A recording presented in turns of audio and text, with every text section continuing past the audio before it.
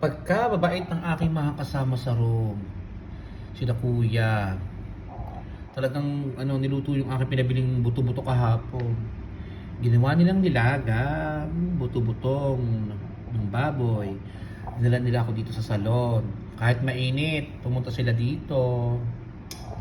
Yan rice, tapos may sawsawan pa talaga. Ang bait-bait ng aking mga kasama sa bahay. Pag sila ay nawala, kasi sila ay pansamantala lang sa bahay natigil, kasi sila ay nagkokontrata lang ng mga kapagawa ng mga bila, ng mga building. So kung saan sila may mga gagawin, doon sila titira. Kaya ito, nagluto sila, pinaluto ko yung aking buto-butong pinabili kahapon kay sa kasama ko sa bahay. Kain po tayo. Nilagang buto-buto ng baboy, rice at sausawan.